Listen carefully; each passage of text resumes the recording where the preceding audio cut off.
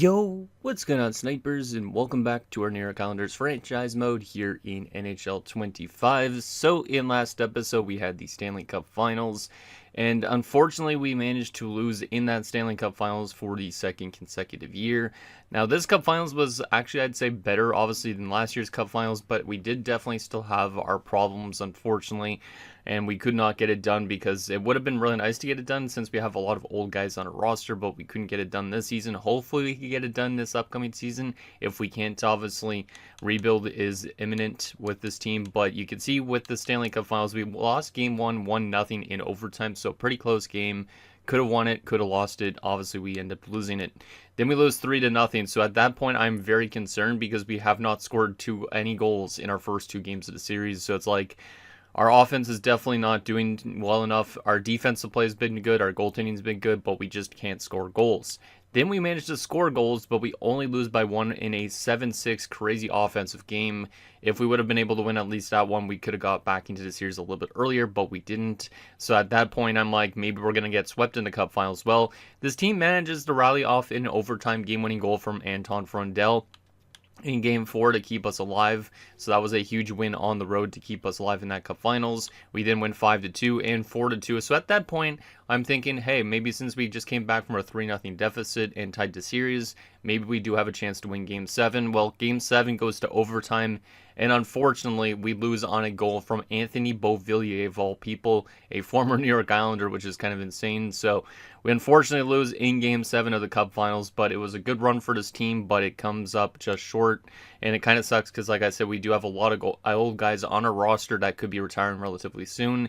We did lose one in last episode, that being Drew Doughty. He decided to retire, but obviously, he's not a player that was here at the beginning, but you can see with our age, we do have all these type of guys that could be retiring within the next few years if they're still on a roster next season and stuff like that. Like Cizikas is 37 years old, Nelson is 36, same with Yanni Gourde. Mayfield's still signed for next year, he's 35 years old, Vetrano's 34. Like, this team ain't young at all. Like, I don't think we have really anybody below the age of 30 for the most part. Like, let's see, who's actually below 30? We have Dobson, Romanov, Holmstrom, Parsonen, Broberg, and Johnson, and then Frundell technically too. Like, Frundell's definitely the youngest by a long shot. Like, even our goaltenders are all over 30 years old too, pretty much for the most part. Like, Varlamov could be retiring relatively soon too. So it's kind of insane how much old guys we have on this roster, but we will be obviously trying to go for at least one more Stanley Cup, or one Stanley Cup in the series before we decide to tear it down, because we definitely need to tear it down at some point so we could start drafting some good prospects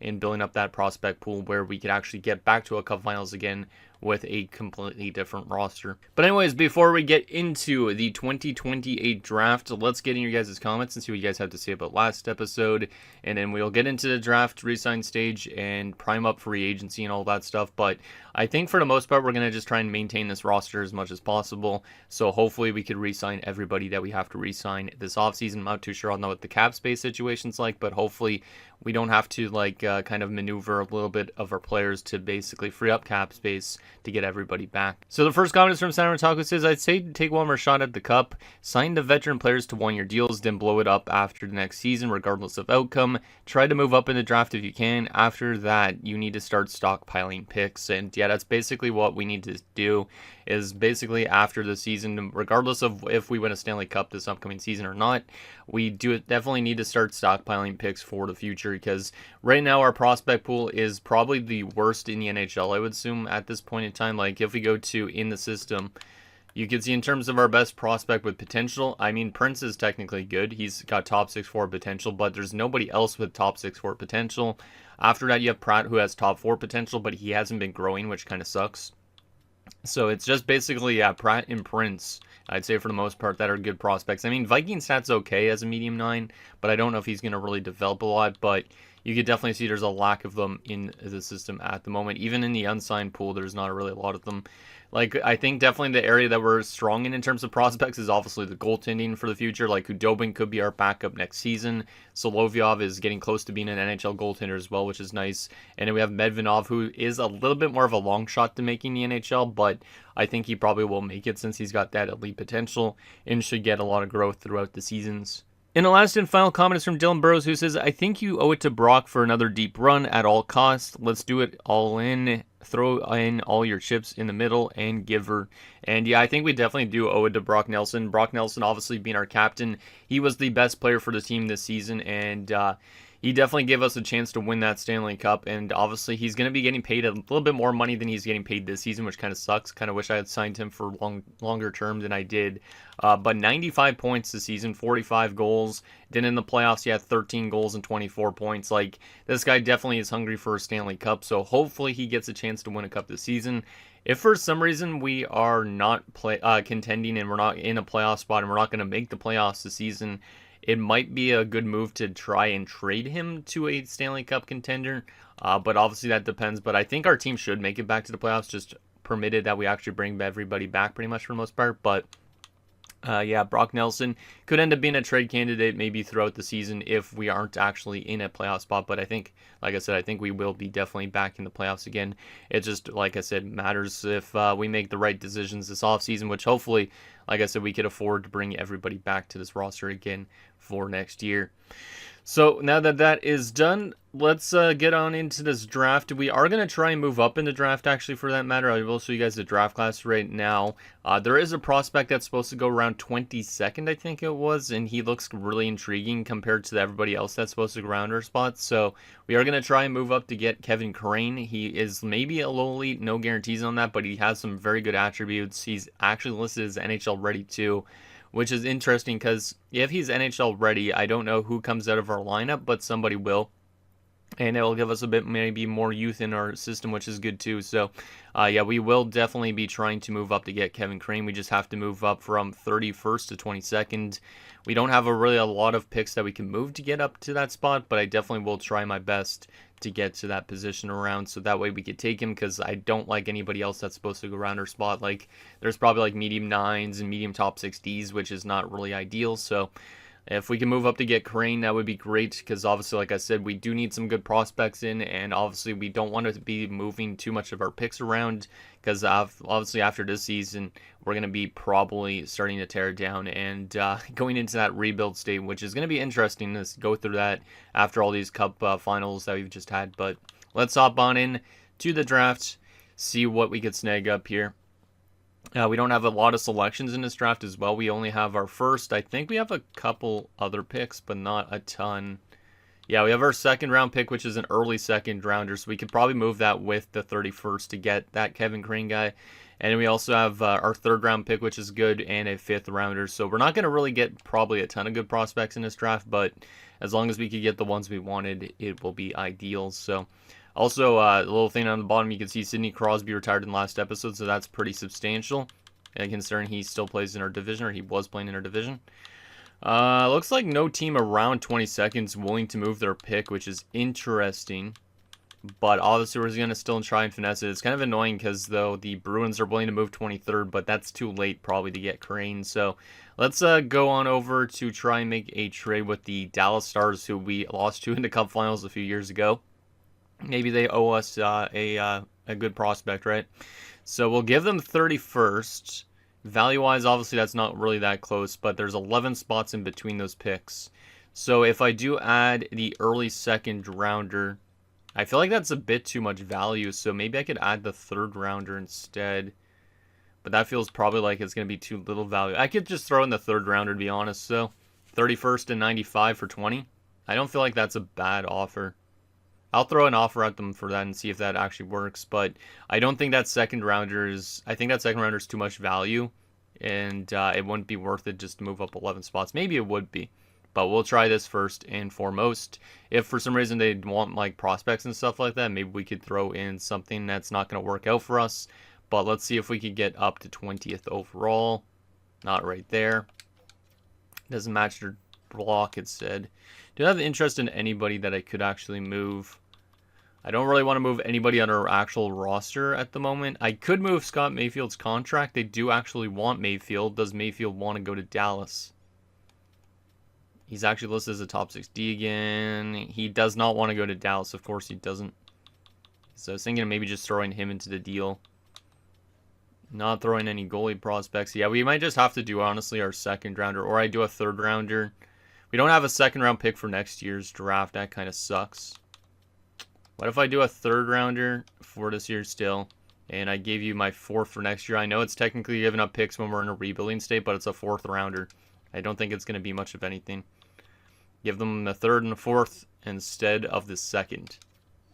That's rejected. I might honestly have to just give up that second at this point, but we're going to safety net it in case and see if we could get maybe a future pick from them. Oh my goodness, we just got interrupted, but at least we will be able to make that trade still, hopefully. Schneider going to Buffalo, in case you guys wanted to know about this draft class. Lane Schneider.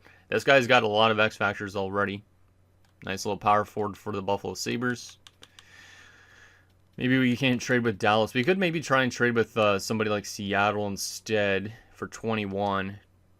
Let's see about 21 with Seattle. Draft picks. We'll give you 31st. They actually do want 31st too, which actually might help things a bit. And we'll give you 95 for 21st overall. Would you do that since you want both these picks? And we get the move up and get hopefully Kevin Crane for our team. That's rejected. All right. Insufficient value. It said something about. If I gave you my second rounder that I said I don't really want to give up, would you be willing to give me like a third rounder for next year? Hey, they actually have our second round pick for next year. I don't know if I could get that back. Probably not. But let's see if I could get their third rounder. So it'd be a first and a third for a first and a second. That could potentially work. Let's see. That's rejected. Okay, so they do not want to give up that. What if I change this third to a fourth rounder from the Washington Capitals? Actually, that's for this season. I don't want this season's fourth rounder. Let's go next year's fourth rounder. Value on the table is too far off. Wow. What if I just do the first and the second? Wow. Okay. So we have to add to this. That's actually kind of surprising, to be honest. But I think it might be worth it because Crane's going to be really good. So can I just throw in a prospect that's not going to pan out like, I don't know, Buzaz? I don't really know. Buzaz is actually me in bottom 6. He is already 20 years old, though. He's technically the worst of the three, so let's add Buzaz to the deal. I don't think that's going to get it done, but that was too far off. Damn. They actually have quite a high value on this pick, which is kind of surprising considering it's 21st. I could give up one of the elite goalies, but I don't think it's worth it. Trying to think of what I could do. I don't really want to give up too much future picks, but I could recuperate them with the players we have on a roster. What if I gave you guys a fourth rounder for next year on top of all of that?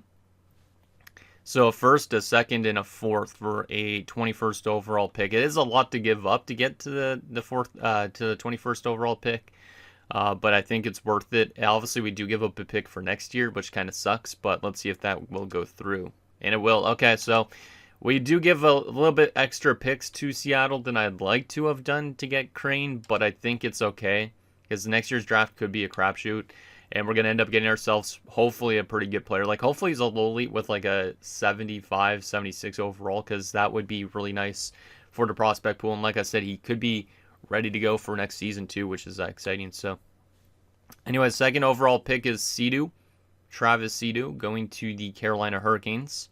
He's a sniper with some really good shooting, of course. Okay. Good defensive awareness, actually, for a sniper, too. So that's kind of interesting. Can win faceoffs as well. So there is Travis Seadu.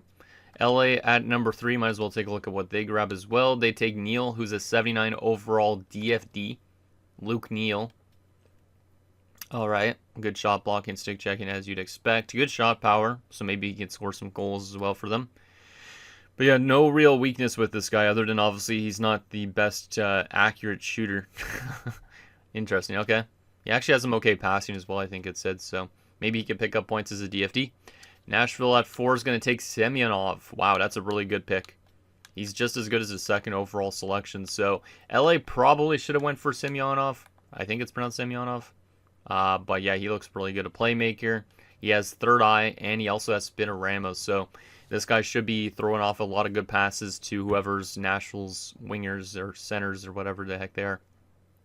So, good stuff there. And the final top 5 pick, the San Jose Sharks take Rolison. Noel Rollison, who's got Make It Snappy and All Alone. This guy could play and the left wing and the right wing, so that's a nice, useful sniper for them. They could use him in pretty much anywhere. They could also use him at center, too, because of his face-off stats. So, yeah, that's a nice little addition for the San Jose Sharks. And I think we'll probably simulate to our pick now, but it kind of sucks that we had to give up as much as we did just to get 21st. I hope that Crane is really good. Like, hopefully he has got that low lead potential. If he's a top 6 forward, that's like a 78 overall. That's still pretty good. But I would obviously prefer for a low lead because I do like myself these low leads and all that type of thing. So let's simulate to our pick at 21 here. See what went before our selection. So medium 9 for Reed. Dallas made a pretty bad selection. We tried to move up to them, but they did not make a good selection. Bjorn's medium 6. A lot of medium 6s going around this point. High 9 in Ferguson. Medium 4 in Kapaduka. Morozov's a 78 medium 4. So yeah, maybe it's going to be a 78 overall medium 6 that we're drafting, but still should be decent, I would assume, for the team, regardless, because at least we get more good prospects in. But there's also Marcel Lambert, but he's nowhere near as good. So Kevin Crane, is he going to be a low elite? He is guaranteed to be a two-way forward, so maybe he could be a future penalty killing kind of guy like Frundell. And look at those stats. They look pretty good. And he's listed as NHL ready for sure. So he's apparently, according to his personality, he's a good leader too. So maybe he could be a future captain after Frundell. Maybe he's an assistant captain to Frundell in the future. I like this selection a lot, but I am a little bit worried on what his actual potential is going to be. So Kevin Crane, welcome to the New York Islanders. 77 low elite. Let's go. He is a low elite. That is massive. So that's why we moved up as much as we did and gave up as much as we did to move up to get him. We gave up our late first round pick. We gave up our second rounder, which is an early second rounder from St. Louis. And we also gave up a fourth for next year. I think that was worth it for sure. Now the fact that he's actually a low elite. He wears the number 2, which is a little bit weird. So he's kind of like Will Smith in San Jose. But there is his attributes. He also looks like he could be a good face-off man too, so we could change him into a center if we want to at some point, which is kind of nice. Yeah, this guy's really good, and I feel like I should give him his ELC right out of the gate, but I could also wait a year. I might wait for your guys' opinions on that, because he is listed as a minor scoring forward, but the only thing is he can't play in the AHL because he was playing in the WHL last season, so he's not AHL eligible, and if he's in the NHL, he'd likely be in our bottom 6.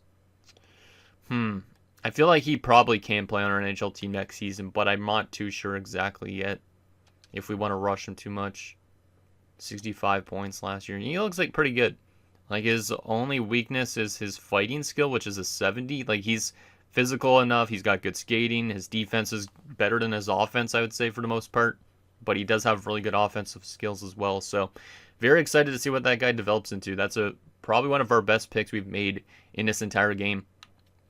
So like that. Let's take a look at the rest of this first round as well. We will go to 95 here in the third round. We'll call it timeout, because then we could take a look at the rounds before this pick. So let's just take a look and see what else went before. Medium elite defenseman Tatar going to Montreal. Nice. Good steal for them. Would have been nice if we were able to get that, though. Any other crazy steals here in this draft so far? Some medium 6 is still going in round 3, which is pretty impressive. But they're low overalls, as you'd expect. There's another medium elite. It's a goaltender in Letowski, headed to New Jersey. Maybe the future Martin Brodeur there. You never know.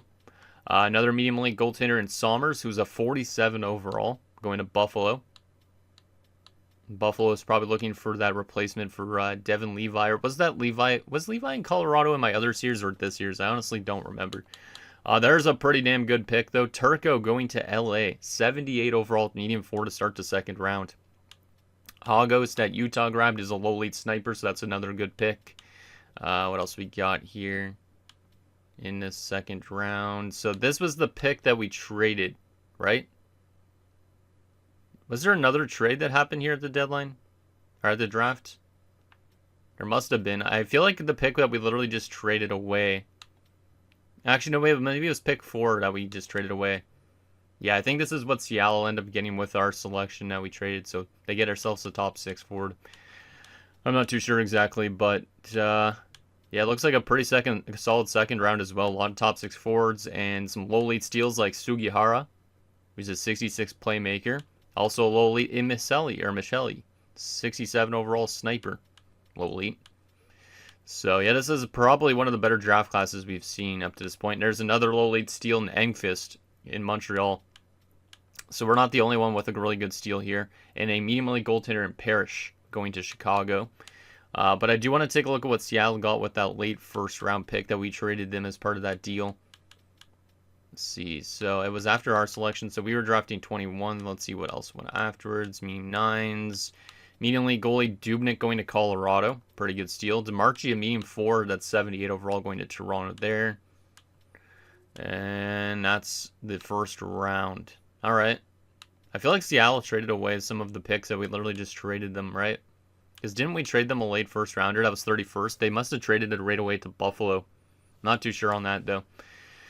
So anyways, let's make our selection here now that we're into round 3, is it? Or which round are we in? 95? Yeah, we're in round 3. And then afterwards, we do not have hardly any picks, correct? Yeah, we only have a 5th rounder after this. So we do not have a lot more prospects coming from this draft, but future drafts we will. What could we get here in this 3rd round? Maybe a low lead in Kavanagh, 20 years old though. I don't really want a 20-year-old. I mean, if he is a low lead, it's not bad, but medium 9 and Cristiano Bickle. Trying to see if we can find ourselves a good steal here. Eliash, 4 years out as a medium 9. Any guaranteed steals here? Let me see. Did I pin anybody else in this draft class? I did not. Any really good potentials that we don't know about? Hey, there's a medium elite goaltender in George Smith-Pelly, but we already have a lot of them. There is some guaranteed low leads here. It's good that I decided to sort by that. So there is Cristiano Pecker. We'll take him probably. And then a low lead power forward we'll probably take next round in, I don't even know how to pronounce his last name. Some Finnish last name. We'll probably take him as well. So let's just take these 2 guys, and then we'll have 3 low leads with 3 picks, which I think is a good thing. So we're going a little bit off the board here, but at this point, we need more good prospects with good potential. So Pecker will join the team. 52 overall, pretty solid. Obviously, a little bit more of a long shot to make it to the NHL, but still could end up being a good shutdown defender for us in the future version of this team. So I like that. And our last selection of the draft will take that low lead power forward, because I don't really see it being worth taking like a bottom 6 forward or something like that. So, Pekka Niilakainen. Yeah, it's probably pronounced like Niilakainen. We'll take him. I don't think I've had a low lead power forward in a while, so I'm interested to see how this guy develops. He's only 17 as well, so this guy could end up being a very nice steal if he develops the right way. So, Niilakainen, welcome aboard. He's 6'5", so he's a pretty big guy. 51 overall with the second last pick of the 5th round. Pretty good. Interesting. He only had 1 goal in 13 games in Finland, but that doesn't really matter too much.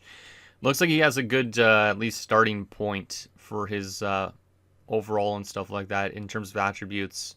Like his shooting's 70 across the board, so I'm really hopeful that this guy ends up becoming a very good player for us in the future.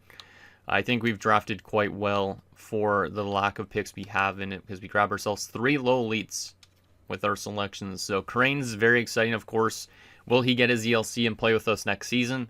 That's up to you guys. Pecker and Niilakainen obviously won't get their ELCs yet, but they're definitely going to be guys that are playing in the AHL probably, depending on growth, could be in the next 1 to 3 seasons maybe, which is exciting. So a little bit more stuff for our prospect pool, which is always good. Now we got to get into the tough part, which is the re-sign stage and trying to maintain this roster with the cap space we have. Now, I didn't trade away anybody that's making money, so I'm a little bit worried that we might not have a ton of cap space to work with, but hopefully we do.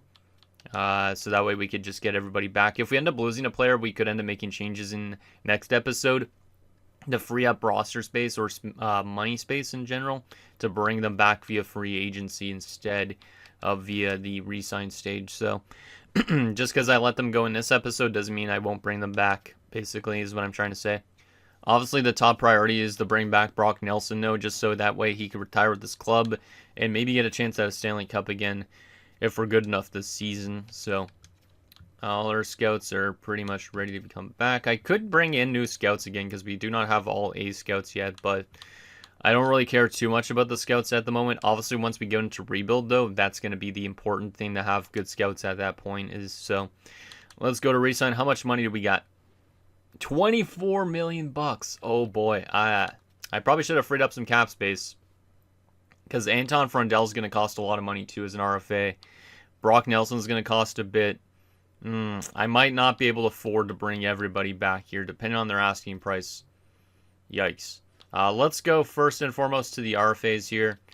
We actually don't have a lot. We actually have a lot of contract room, so I think I'm just going to re-sign these guys that are in the AHL just to make sure we have enough players in the minors to begin with. Because obviously not having enough would not be good, so we'll just bring back all the minor leaguers since they're nice and cheap anyways, two-way deals. I am kind of worried about this cap situation though. $24 million, like Frundell's going to cost a lot too, but I don't want to just qualify him. I kind of want to give him an 8-year term. So, what is Ryan Johnson wanting? He actually wants a two-way deal. You know what, Ryan Johnson, you got that, man. You could come back on a two-way deal. I'm okay with that. That's pretty solid for a 79 overall defenseman. So Anton Frundell will come back to you in a little second. UFAs, I'm going to go back to the bottom of this list. The low 6 in Osgood really isn't going to pan out. I could sign him just to give us some more younger players in the minors, but honestly, he doesn't look that great. So we're going to release him. Galvin as a 65 low bottom 6 isn't terrible. Has some okay shooting. He could succeed in the AHL level. So you know what? We'll sign him up. So we have some prospects down there. We'll also sign Galiev, considering he's also pretty similar. So Galiev will get you in. And then we're going to let go of Garnet Hathaway because he was just like a depth option that we sent down. And the rest of these guys are all roster players. That's the scary thing. Varlamov I probably will let go of. I know you guys probably want me to bring back Varlamov, but he's 40 years old at this point, and Khudobin I think will jump up enough to be in a backup goalie next season. So I think we're going to let go of Varley, and then Khudobin and Sorokin will run in the NHL. Solovyov and Medvinov will be in the AHL potentially. So actually, Medvinov's not even...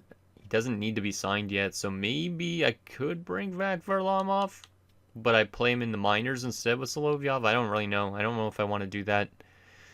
Maybe I will sign Medvinov already. He is only a 57, but he is 20 years old already, so he probably should get in relatively soon, or else he might not develop. So, yeah, I think I might let go of Varley. I'll get back to him in a little bit, but first and foremost, let's just start off with Casey Cizikas. What is he trying to get?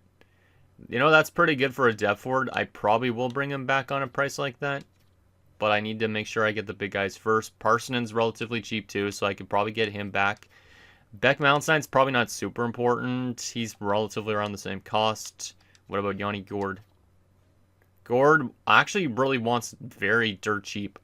That's actually really nice. He's dropping off too, but all four of these guys are under 2 million bucks. I don't mind that. We might honestly be able to afford everybody then at that point.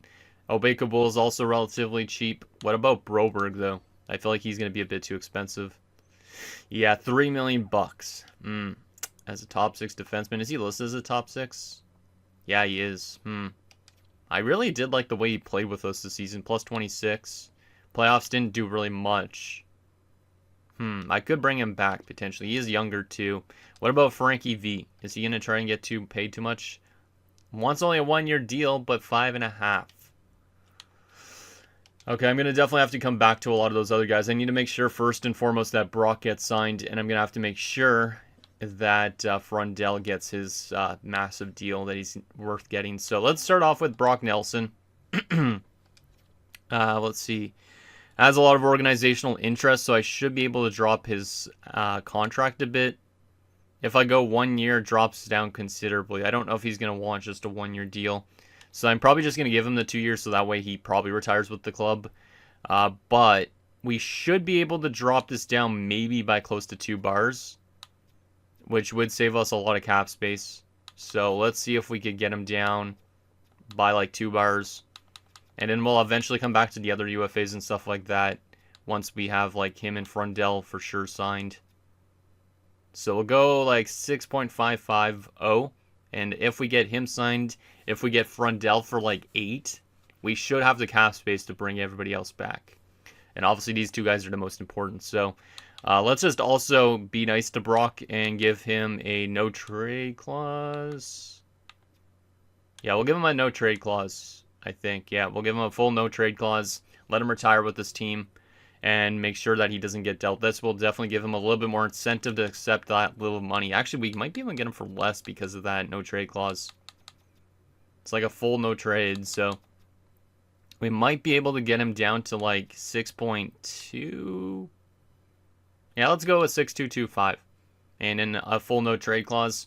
That way he gets like basically that contract solidity. Like he might honestly be part of our rebuild for the first few years, which kind of sucks, but it is a bit of a risk putting as a no trade clause. But if I just go modified no trade, that drops down a little bit more. Interesting. What if I put this up by a little bit? Okay, we're talking a little bit more. I think I'm going to keep him with a modified just because that way if we go into rebuild and I have to trade him away, I will. But I kind of want him to retire with this team, though, too. Modified. And maybe I should just leave it as the full no trade. Because he is a good leader for this team right now, still. 6.475 really isn't that much more. And it's a modified no trade. That might work. With 25% trade projection. Let's try that with Brock and see if he'll accept that. And you'll get back to us tonight. So, yeah, I'll come back to the other UFAs after we get Brock signed for sure. And then Anton Frondell, what is he trying to get after? Because obviously he's going to be expensive. Oof. 5 years, 9.45. Kind of mad that he doesn't want an 8-year deal. It drops down considerably if we do that. If we go modified, no trade clause in the last 3 years, that doesn't add it by that much. Yeah, I don't think we're going to be able to get him on an 8-year deal right now, unfortunately. Because I would have liked to get him on an 8-year deal. But I will probably do a 5-year deal and then just drop this down by like 2 bars. And that's probably what he's going to get. Somewhere around 8.5. Yeah, somewhere around 8.5. He's worth that type of money, but it kind of sucks that, like I said, that he's not wanting an 8-year deal. He will be at a UFA by the end of this contract, which also kind of sucks, but we will do our best to sign him to an 8-year extension once this one ends. So let's offer him that. I could just give him a 1-year deal, but I would prefer to have him signed long-term on this roster. So now we're going to see if these two guys accept. If they do, hopefully we have the cap space to bring everybody else here back again. Even Cizikas. Cizikas could be in the minors next season. He could be just a depth forward, but I'd prefer to hold on to as much people as possible, and then we can make some decisions in next episode if we want to trade them away or anything. So let's advance a day and see if we get those accepts from Nelson and from Frondell. We got some scouts accepting, of course. Not that these guys matter as much. Brock Nelson's going to accept the contract. Let's go. So Brock Nelson is on board. He will return to the team on a nice little friendly deal. And Anton Frondell will also accept too. So we're down to $11 million in cap space. Do we have enough money to sign all these guys back on what they're asking for? All of them wanted 1-year deals too, I think, right? Like even Broberg? Or was Broberg multi? Broberg was multi, which I'm not opposed to giving a multi-year deal, but everybody else here, I think, was asking for a 1-year deal around. I think Gorp was asking for 2 years. But let me add up on my calculator if I could actually afford just to give everybody out they're asking for right now.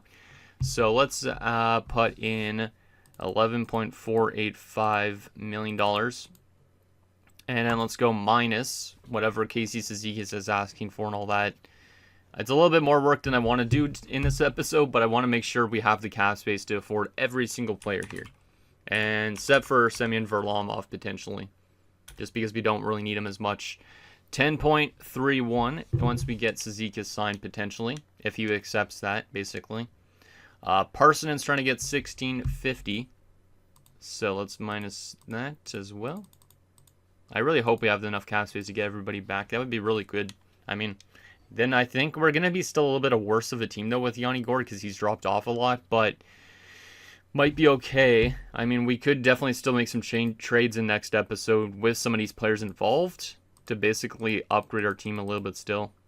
Like, at least Drew Doughty retired, because or else we'd probably not have a lot of cap space, but 7110. What about with Gourde? What was he asking for again? 1175 for 2 years. I know it is for 2 years, but I'm okay with probably giving him a 2-year deal. He could be in the minors at some point as well. We might honestly have the money to afford a good chunk of these guys. I feel like we're going to definitely lose somebody, though, from these 1.5 guys, though. I don't know who I'm going to prioritize, so we're going to have to go through that a little bit. Okay, 4.41 is left. Broberg was trying to get... Oh, maybe we don't actually have the cap space to afford everybody. Yeah, I think it's going to have to be some tough decisions here. So, Vetrano, what was he getting again, or wanting to get? 5.5. We honestly might have to let go of Frank. We might have to let go of him. Yeah, so basically with what everybody's asking for, we'd be, aside from Varlamov, we'd be minus $4 million in cap space.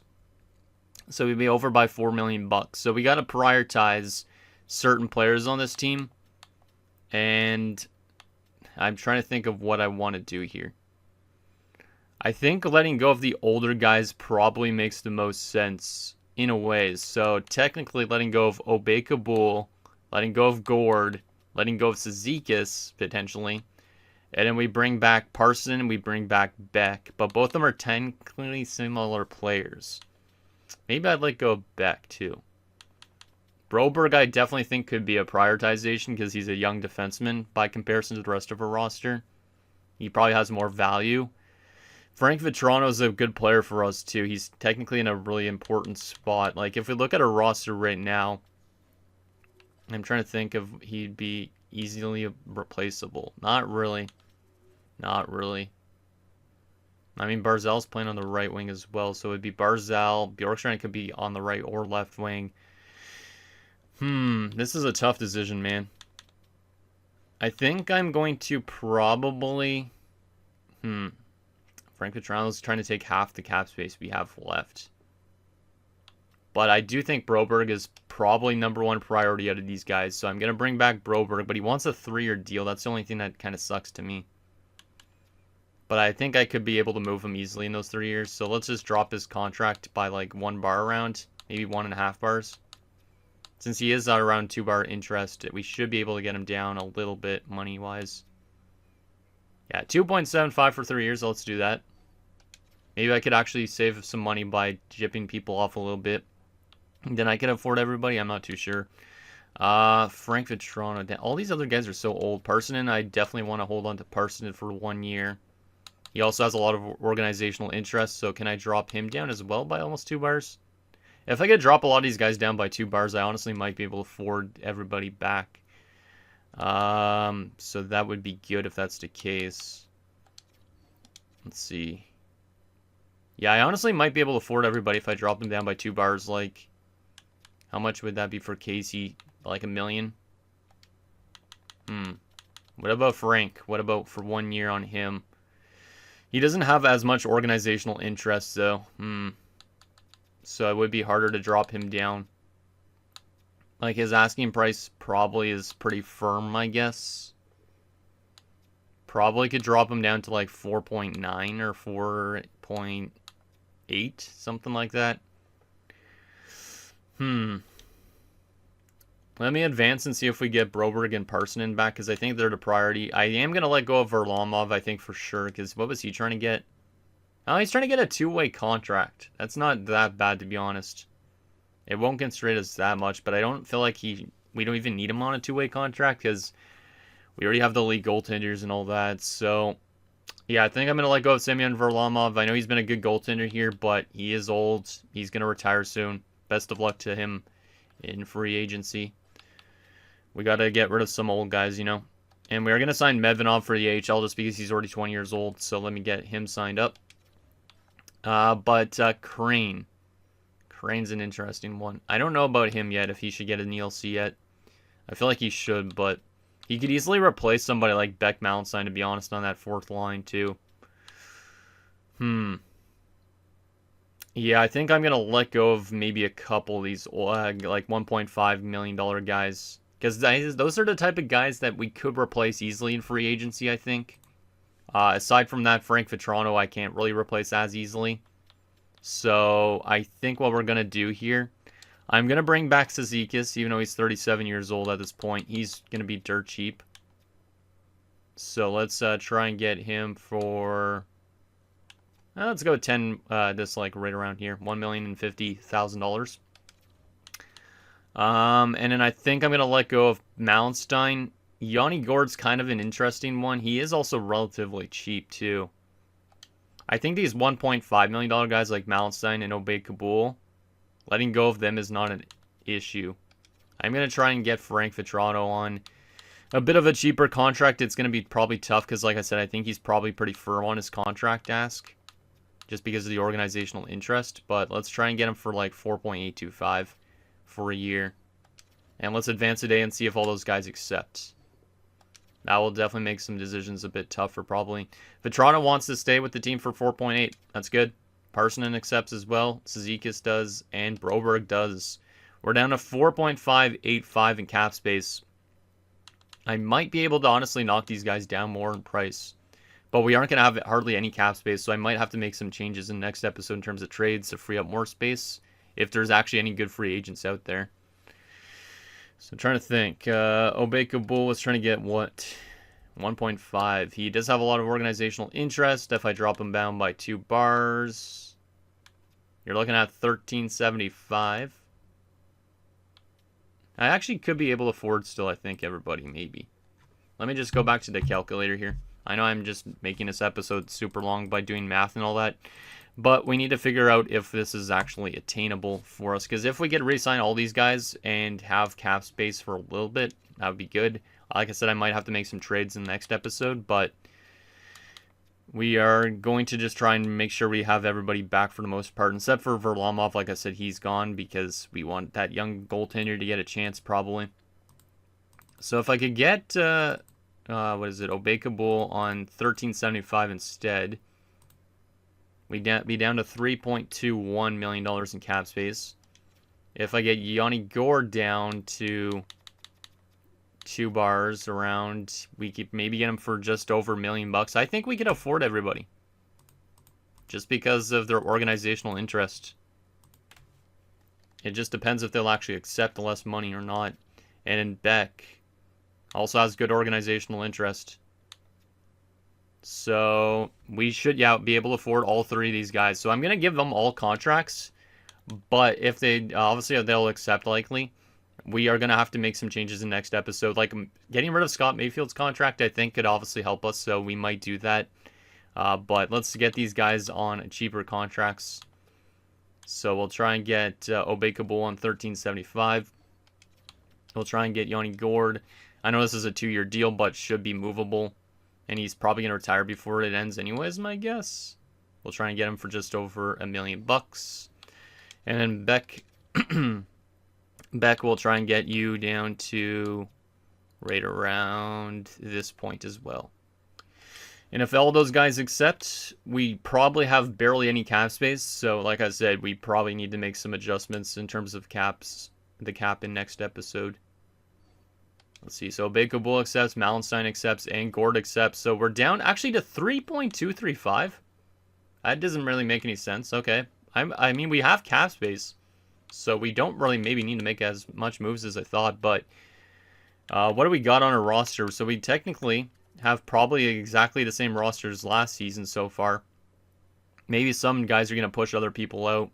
If we give Crane his ELC, he could potentially be pushing some people out. So I want your guys' feedback on that. Dufour could be jumping up again. Maggio's there. We might not really need to sign too much in free agency now. We could offload some cap space by getting rid of Mayfield, and then we'd be up to like $6 or $7 million if there's a really good free agent available. But we are going to be able to run back the same team, except for Kudobin's now up to a 77 after we let go of Varlamov. So he's going to be the young addition to the roster next season for sure, which is exciting. So excited to see what he could do. And then Solovyov, Medvedov in the AHL. All right. So all that is good. Let's simulate to free agency and see what's available. We'll also look at the trading block, but we have money to spend, but we could make more money if we want to get rid of some people. But it really depends on what's available in free agency. So let's see what is available for available free agents, see if there's any good things that could potentially make us a better team this season. In terms of goaltending, Spencer Knight is available. We knew that Florida was going to be strapped for cap, so that kind of makes sense. Joe Woll is also available, but in terms of goaltenders, we don't really need anything, so this is not too important. A lot of organizational interest on all these goaltenders too, which is interesting. Aside from that, defensively, let's see what we got. Sean Durzi is pretty good, but he's making $7 million or wanting to make $7 million. Brodin's available. There's some good defenders, but not really anything crazy. Like, I don't know if I would basically get rid of a defender on our team to upgrade our defense into one of these guys. There's some younger options too, like Mason Lohrei. I should look and see if there's any guys that went undrafted and are pretty good. Yeah, I'll probably end up doing that as well. Right wing side of things, the best available is Rickard Rakell. Okay. Pontus Holmberg is a 29-year-old. The best young guy is Laferriere, who's only 26 and 80 overall. That's not a bad addition for a bottom six type of role, but he is type of similar to like a lot of the guys we have on our roster already. He's not bad. He's not too bad. Any other young guys? Not really. Graham Clark's 27. All right. What about left wing side of things? Trevor Moore's an 88 overall, probably going to drop off, but obviously I wouldn't go after somebody like him. Matthias Michelli's a nice young option, but we don't really need him because we have a lot of wingers already. Anybody else? Brad Marchand at 40 years old would be funny, but he's trying to make $6.3 million. I don't know if it's just because his jersey number is 63 or what, but that's kind of funny. All right. Yeah, it's not the hugest free agent crop. Pavel Dorofeyev as an 81 overall, 27 is not bad. He only had 4 goals last season, but in real life, he's been pretty good at scoring goals. Does have some good shooting. I don't really know if he'd be huge for us, but he could be a good bottom 6 option, maybe. But I don't know if that's even what we need. There's also like Nolan Foote, Luke Toporowski, those type of guys. Centers, the best available is Nick Waugh, 85 overall. So Vegas is starting to lose some of their players. Alex Newhook at 27 is not bad either. He's trying to not get paid that much either, 3.2. Solid season last year, but I don't really think he's something I need. Maverick Bourque at 26, that's not bad either. Only played 4 games last season. So he's been more of a healthy scratch in Dallas the last few years. That's not bad, but I don't know where I would fit him in. Did win a Stanley Cup a few years ago against us, of course. Justin Sortiff's there as well as a bottom 6 kind of option. That's not bad. And that's in the NHL, 34 points in his full rookie season. That's interesting. 6 points in 18 playoff games before we eliminated him. Okay. So there is some options, but I don't think there's anything crazy. What about in terms of the trading block and all that? Like, is there anything that's going to be like, damn, we need to trade for this guy? Like, maybe there'll be something like that, but usually it doesn't seem like there is. Some prospects in Anaheim, prospects in Boston, nothing in Buffalo. Mackenzie Weegar in Calgary. I mean, that's a good defenseman, but not really what we need because we already have a good defensive group for the most part. Unless we wanted to change out somebody like Adam Pelech for Mackenzie Weegar, basically. Defensive pairing 1, huh? And he would come to New York, but he's got a 3-year contract, which I don't really like. Thenesiu and Toropchenko, not really much of anything. I mean, Toropchenko's okay, but I wouldn't say those are huge upgrades, really. Peter Mrazek, Michael Misa's still on the block, same with Joe Iginla, so Chicago's still trying to get rid of their top young prospects that might make the NHL soon. That's kind of interesting. Michael Misa has now spent 1 year in the AHL. Didn't make the playoffs. No, did make the playoffs. 5 assists in 7 games. Okay. Not bad. Interesting to see how he develops after a little bit of a lackluster time in Chicago, I guess. And then Joe Iginla's just still been in the WHL for his first few years, but both these guys are going to become studs. But we're not rebuilding yet. If they're still there next year when we're in our rebuild, maybe those are players we could bring in, but I don't know if somebody on our roster is going to have enough value to get both these guys. Like maybe Sorokin could fetch us both these guys, but I'm not too sure. What else we got here? Colorado. Not really anything. Columbus, Chinnikov, 27 years old. Tatar, 37 years old. Dallas has nothing. There's not really much that I'm seeing so far. There's a lot of prospects and some okay players. Gustafsson is a little bit of a liability defensively, an offensive defenseman. Veleno I don't really like Joe Valeno, but he's a little bit of a sneaky, gritty guy.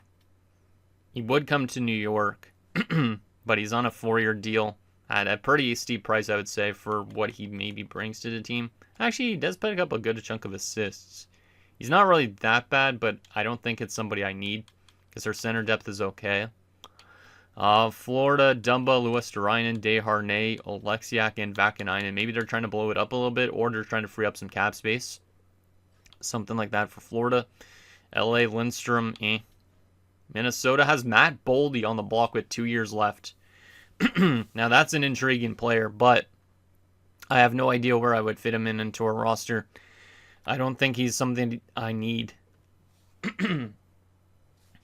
He only played 56 games this season, too, and had 19 goals, 48 points, so he didn't play the full season. In the playoffs, didn't score a single goal 2 years ago, but didn't play in the playoffs this year, so he must have been injured late in the season and then never played again or something like that. I don't know, honestly. It's kind of a weird one. Confers there as well. Joel Eriksson-Ek, which is a great player, but I don't think I have the value for somebody like him, and I don't know where he would fit into our roster. He actually doesn't even want to come here, too, for that matter, but Matt Boldy's kind of an intriguing one in a sense, but I don't think I have the space for him, and I don't have the value to trade for him either. Like, I'd have to give up an elite goalie prospect to get him, probably. Georgiev is not really much of anything. Nashville, Philip Forsberg is pretty good, but he's 33 years old. Dougie Hamilton's pretty solid, but I don't think I would need somebody like Dougie Hamilton. He is good offensively, but would he even come here? No, he would not.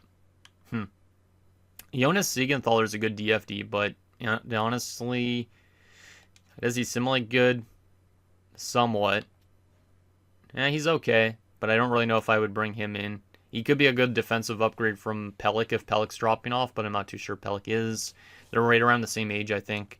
Timo Meier is a pretty good one, but still signed for 3 years at 8.8.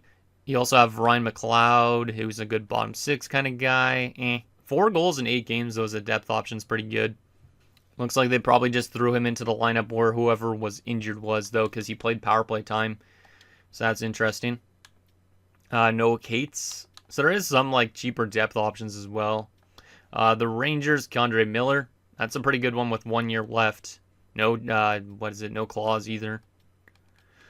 K'Andre Miller's kind of intriguing, but I don't think he's what I need. Ottawa has nothing, looks like. Philadelphia has Sanheim on the block. That's pretty good. He is 32 years old and signed for 3 years, though. And he would come here. Zamula's there as well on 1 year left. Matt Waugh. There's actually a lot more players than I expected on the block, but I don't really know if there's anything I actually would want to bring in. Yaroslav Askarov's on the block with 1 year left on his contract. It's kind of an interesting one in San Jose. He has not simulated the best so far. Has had one season where he's almost been a 9-10, but most of them have been 9-0s. Last year looks like he might have been the backup in San Jose, which is interesting. Picks up a lot of assists, so he's a good playmaking goaltender. Playoffs, he had a 9-16 2 years ago. Yeah, I don't think we obviously need a goaltender, though, because we already have a lot. Kulak, not really interested in Brett Kulak. Seattle has Burakovsky and Stevenson, not terrible. Stevenson honestly could be similar to what Yanni Gourde was for us last year, but he is signed for multiple years, so it's like, I don't think that's worth it. St. Louis with Jankowski, he's a cheap bottom six option. Tampa's got prospects. Toronto, John Tavares on the block at 37. Do we bring John Tavares back to Long Island to retire and end off his career? He is making a ton of money, though, and he's also playing really good in Toronto, so I doubt we'd be able to afford somebody like him, but that would be actually kind of insane to have Tavares retire in New York. It would be interesting, but I don't know if I have a value for him. Like, I'd have to give up probably one of our players in the top 6, maybe a pick or something. I don't know if it would be worth it. David Kampf as well as there, but it would be interesting to have him there, maybe back. Utah has Matthew Joseph, not bad. Vancouver, just some prospects. Vegas has Pietrangelo on 1 year left. He is dropping off, But he could be an upgrade from Mayfield, hypothetically, but they're both like similar players in the sense that they're both going to be retiring probably soon. No real good offensive numbers the last few years. Doesn't do much in the playoffs either. I don't really know about Alex Pietrangelo. He is a cup winner, though, so he does have that pedigree a bit. Winnipeg has Neil Pionk and Ivan Provorov. All right. So I don't really know what I would trade for if there was anything out there. So there's that. Final things we got to take a look at. Was there anything else? I don't think there was anything else really. Because we only have, how much money in cap space again? 3.435. So if we want to sign one of those big guys or trade for somebody that's making a big salary, we got to offload players. And there's only one guy that's pending UFA in the next year, it looks like, and that's Pellick. He's going to get paid a lot at that point. Frank Vetrano's also up for renewal. So there is guys I could offload to get better players in, but we honestly could just run back this exact same roster for the most part. Except for Khudobin being in instead of Varlamov, which is not bad. So anyways, guys, that's going to do it for this episode of our New York Islanders franchise mode. So in next episode, we will take it to free agency. We might make some trades, might make some signings, depending on what you guys think we should do. But we have some cap space available. We have the exact same roster pretty much on paper as last year. So we could potentially, obviously, make it back to the playoffs again. But do we want to make some upgrades? Like, do we want to change out a defenseman and find a better replacement for them, like Mayfield, who might be dropping off more so? There's some options we could definitely do this offseason to make ourselves a bit of a younger team and all that. Should we also sign Karain to his ELC and get him into the NHL lineup next season, or should we wait a year? Let me know down below, and I'll see you guys next time.